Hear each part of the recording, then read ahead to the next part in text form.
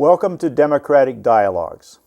I'm Bob Myers, here today with Candace Wheeler, and we're going to have an ordinary kitchen table conversation about topics that we think describe us as people, citizens in Gloucester, and as Democrats. So we're going to move across a few topics and hopefully cover things of interest to you. So, Candace, one of the things that we've been talking about in the past few days is the idea of how we can deal with ways to save Gloucester money and save ourselves money and to make sort of things better and greener and more efficient for our lives here in Cape Ann. One of the things we've been talking about is the idea of trash and the success that our recycling program has had. We're talking about perhaps the idea of introducing composting, and I know you've been involved in that effort in your work. Would you talk a little bit about some of the success that you've seen there and where you think it might be appropriate for us to look at it as well? Well, I have been very interested in the work that I've done. I'm a municipal administrator by trade, and the towns that I have worked with over the last 30 years, the towns of Hamilton and Wenham, have begun a very interesting program of trying to reduce the stream of trash that has to be picked up at considerable cost. For being carried to an incinerator. And, if you think of the trash stream that goes from people's houses, first you have to have a hauler pick it up, and then it has to be delivered to some place that will dispose of it. And disposal could be incineration, it could be landfilling or whatever. In the case of the communities I've worked with, the trash goes to an incinerator. And you pay by the ton at the incinerator. So if anything that you can do that reduces the tonnage that goes to the incinerator will save the community money. And the first big breakthrough in this area was the recycling programs, which Gloucester has been doing very effectively for many years. As a Gloucester resident, I know that we put out our recycling bins. We can have mixed plastics, metals, paper going out. And all of that stuff does not become part of the stream of trash that goes to the incinerator at considerable expense. So right there, a significant savings has been captured by the city of Gloucester in having an effective recycling program. And the towns of Hamilton and Wenham recently have taken that one step further by also creating a program where the organic matter that comes from household food waste and yard waste can also be picked up at the curb and taken for disposal at a composting facility where that stuff is composted and turned back into soil. And that soil is then saleable by the composting company. So does the soil that's produced come back into Hamilton? Do Hamilton people get it, or do they have special availability that they can get to it before anybody else does? How does it work? It's more the latter. The participants in the program, which is still at a sort of a pilot level in Hamilton and Wenham, have access to free compost for their own gardens and yards. Really? But meanwhile, the company that is handling the compost, which is a wonderful enterprise, Brick Ends Farm in Hamilton, and they compost materials of all sorts coming from many different sources. But they produce, at a commercial level, a compost product that is, sold and used in many places. Wow.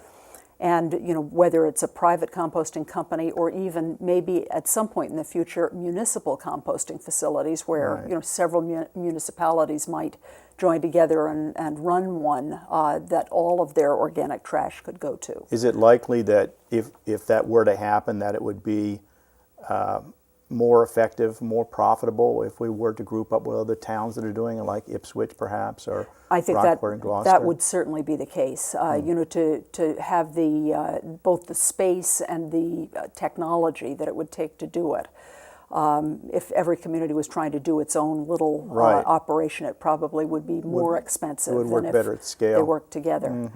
And obviously, this is one of those things. If the private sector can provide that service at a cost that municipalities can afford, Right. the towns may not have to try to get into that Yeah. kind of role. I mean, just as we now have, many communities have private trash hauling Right. by commercial haulers rather than having their own fleet I of see. garbage trucks. I see. Sure.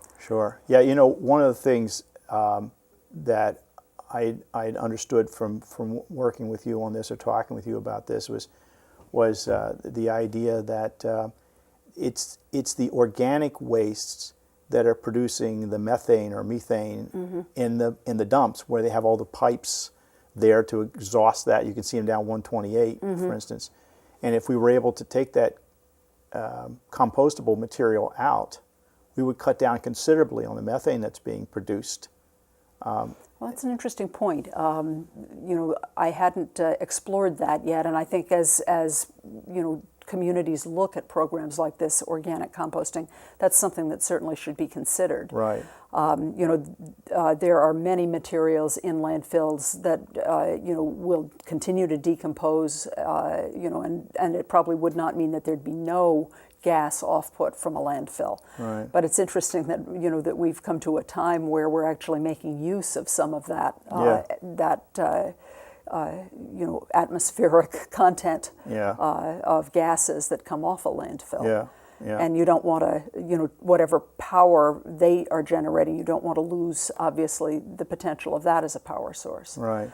But what we've seen in the towns that I've worked with is that the recycling programs have taken, have significantly lowered the cost of the incineration or disposal of waste, and it could be further lowered if we can remove that very heavy, wet Yeah. part of content. And that's a really key thing to me, because I mean we're all aware of the economic impacts of anything that we do nowadays, and for me, something that is going to pay its way, as well as be something that I feel better about, and it's better for me to breathe the air and the atmosphere, Yeah. I think is a great combination. So that point of reducing the weight, where somewhere in the chain we're being charged by the ton, should make a better contract possible between the City of Gloucester and the solid waste collectors, because they would be able to estimate how much less tonnage they would be charged each year. So when they charge us for the blanket fee for our trash hauling, it should be expected that they would want to be competitive with others and lower that fee somewhat. Well, that's so we right. should be able to make some money, or at least save some money off I of think that. saving money is a very likely outcome of this.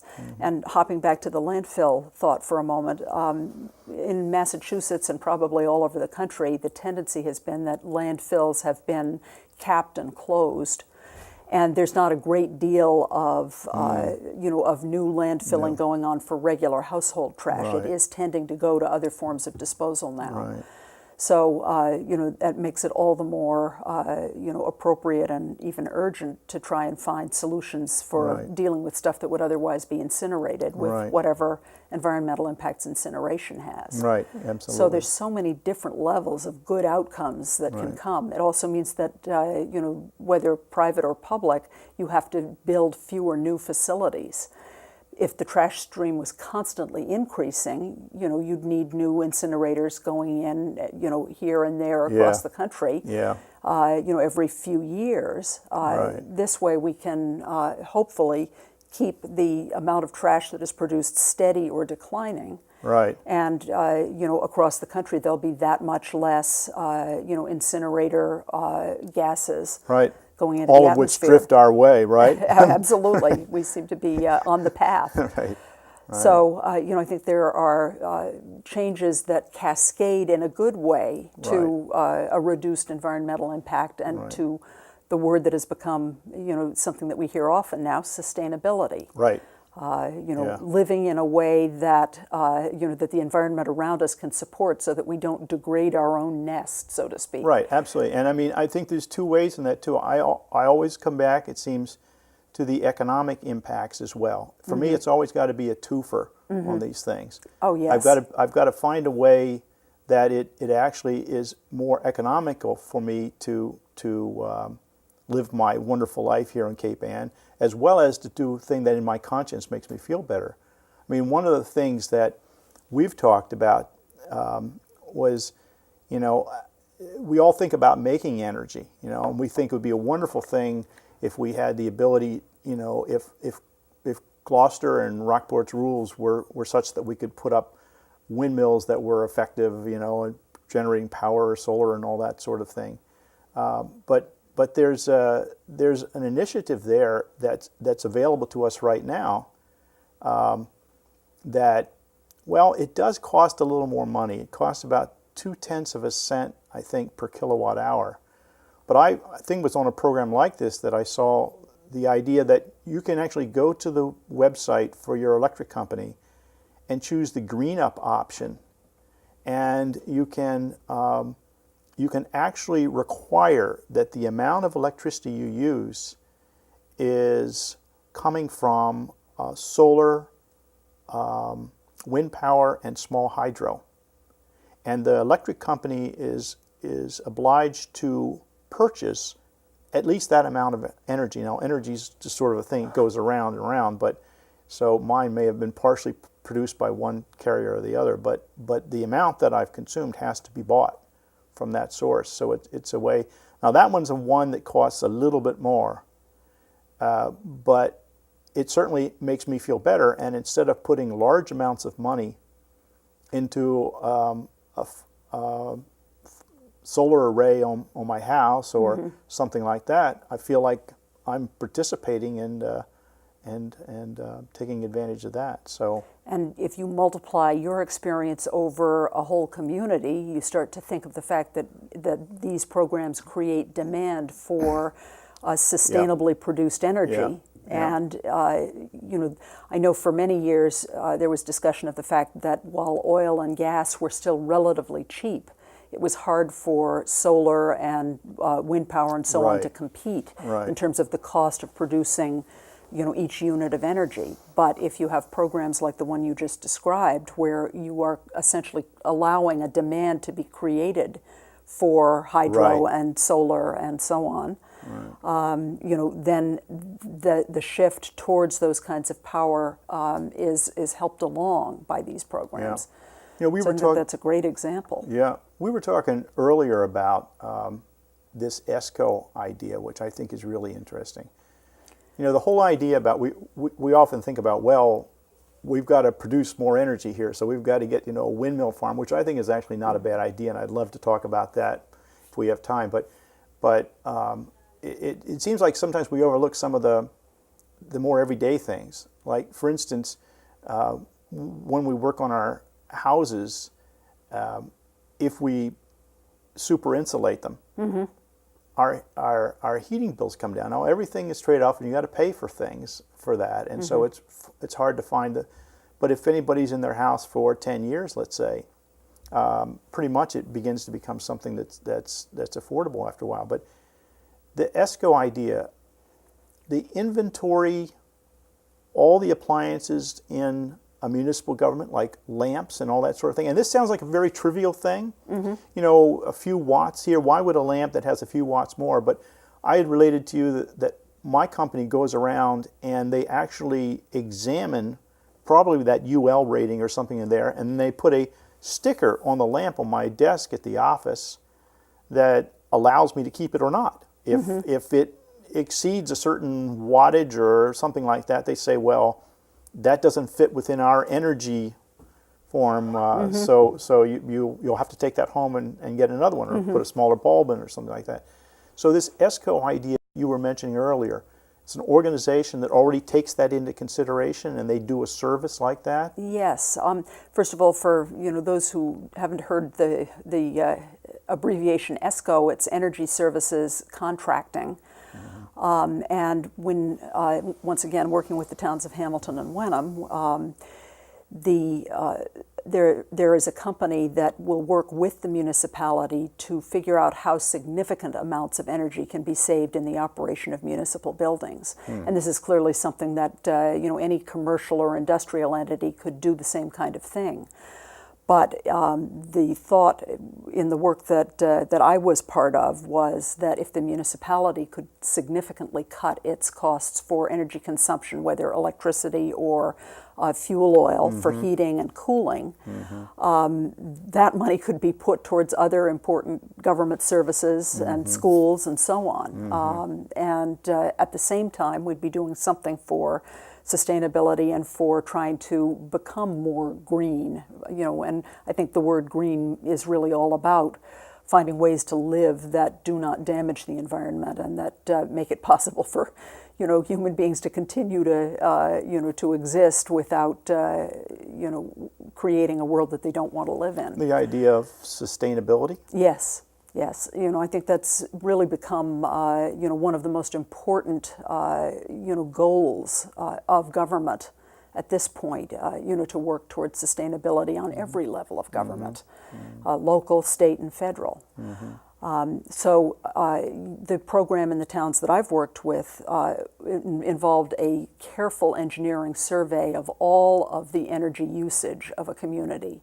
The amount of electricity that they are billed for, in lighting, in cooling and heating and so on, and all of the fuel usage, and then to determine if there are ways to retrofit the buildings or change the equipment in such a way that you significantly reduce the energy consumption over time. So they probably take into consideration that they don't come to you and say, well, for $2 million of outlay, you could replace all your lights or something like that. I mean, they're talking about things where they say, here's a return on your savings, here's the amount of time it takes if you did this particular fix. Or yes, and furthermore, the approach includes a built-in financing method for doing these improvements.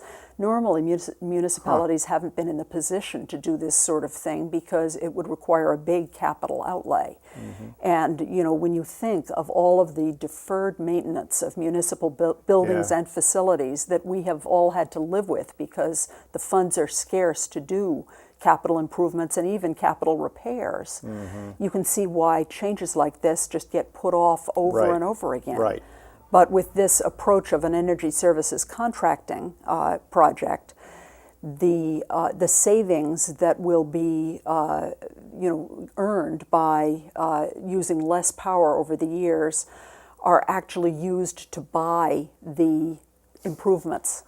And the financing package is part of the essentially the package of services that you buy, or the town can find ways to bond it on its own. Wow. But essentially, in that case, the bond would be paid off by the money that was already in the municipality's budget to pay for the energy instead pays for the improvements. I see. So and you at get the end of the payment period, you're left with a far more efficient facility that still has takes you off the usable treadmill life. a bit. Exactly.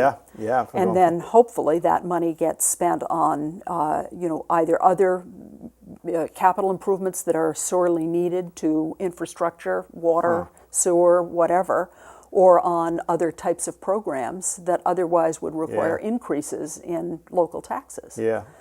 So this is a very interesting tool, and it is becoming more well known. And I believe that Gloucester has already made some inquiries into projects of this sort. That's great. So I'd be very excited as a citizen of Gloucester to see this come to pass here. Absolutely. And you can take the same approach as an individual citizen and think about your own house and the improvements that could be made that would make it more weather tight, so that you lost less energy, and those savings have both a good effect on your own personal family budget and on the community as a whole. Right, because every area has various places that you could save more money than others. I mean, a lot of our architecture in Gloucester is something that we love. It's also straight out of the 1800s, something other with those kinds of of mentalities about insulation and that sort of thing. And so it would be important for ESCO to deal with Cape Ann in particular, Yes. and where our savings could best be done. Well, on the individual level, I know that you yourself are a good example of what a household can do. You had done some very serious insulation work in your house. Yeah, we super insulated it and sealed it up, and you have to have an airflow system that helps keep fresh air. But the airflow system that works as it vents the stale warm air, particularly in the wintertime, it goes over a little manifold type of thing, and as the cold air is coming in from the outside, so we have fresh air inside, it transfers nearly 100% of the heat from the outgoing air into the incoming air. So it's like we're living outdoors year-round, but the heat is not being vented from the building. So the insulation we did there was the major building block of what we did when we outfitted our place, and put in an efficient heater. It's a gas heater, which is a fossil fuel. But the joke I shared earlier was that it's okay to own a Cadillac if you don't drive it. And so this is a very efficient device, and with the super insulation in the house, and more could have been done. But I kind of drew the line on what I could afford at some point. But when you don't drive the Cadillac, there's no harm for it to be there. Well, there's always that wonderful interplay between what individuals and households can do, and then what role local government can play in encouraging the things that will make the planet more sustainable. Yeah. And your example there is an excellent one. Harking back to the composting that we were talking about before. I know many individuals around Gloucester have their own personal compost piles where they can put a certain amount of their organic trash. Right. But because of concern over attracting rats and various other things, people usually don't dispose of certain parts of their organic trash that way. Right. Anything that involves meat and bones and so on end up going into the regular trash stream. Yeah. And there are a lot of people who live on small lots and don't have the space to do a compost pile. Right. And so the idea that you could have a locally supported program that was essentially set up and encouraged by the local government that made it possible to dispose of that waste at the curbside, is a sort of a partnership between the local government and the individual households. Right. And even some of the people that have the small plots love to have little gardens.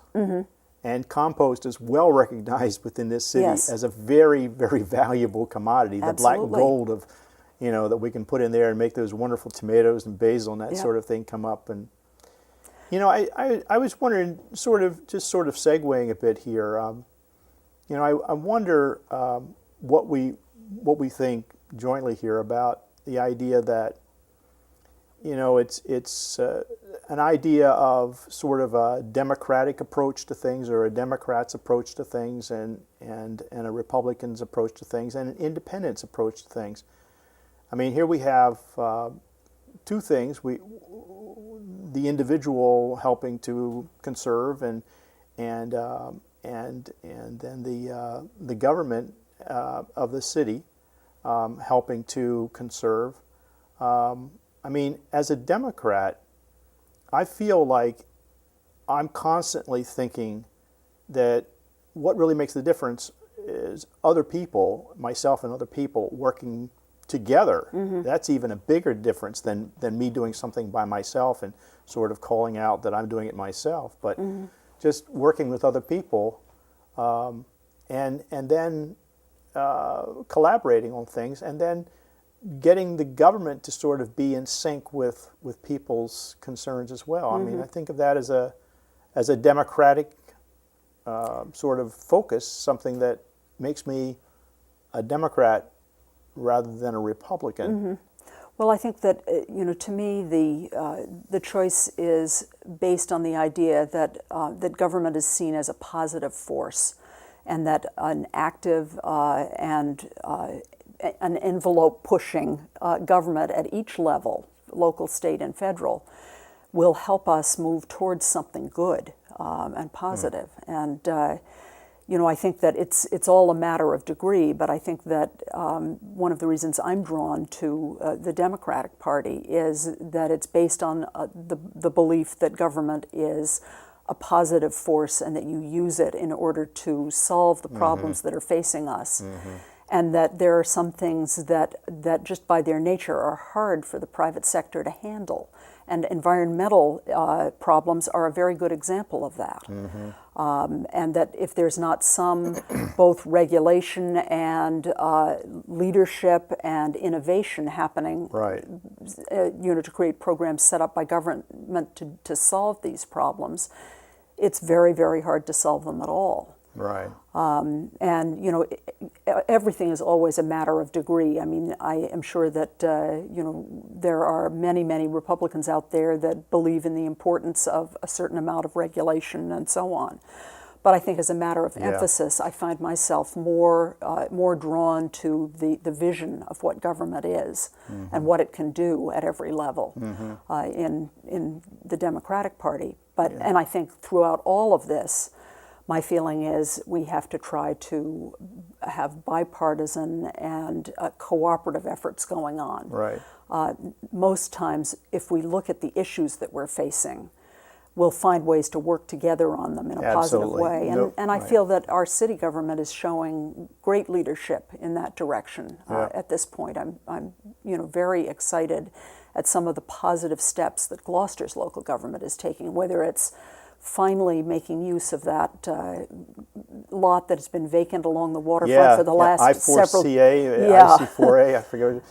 Something constructive is going to happen there. The local government is open to and is looking for ideas from citizens of the city on great ways to use that piece of land. Right. But it's going to be put to work at last, in a positive way for the city. So we have about a minute to wrap up here. I think that's a really great point. That there's this for me. It came out of somebody else's idea, but this idea of doing things myself, and then working collaboratively with others, and a already in place collaboration effort is the city government. So I think this is fun. I really enjoyed talking with you, as I have before. We seem to keep going here on these topics, as many people in Gloucester do. And so thank you very much. And I want to thank everyone for watching. And then this has been Democratic Dialogues. Thank you very much.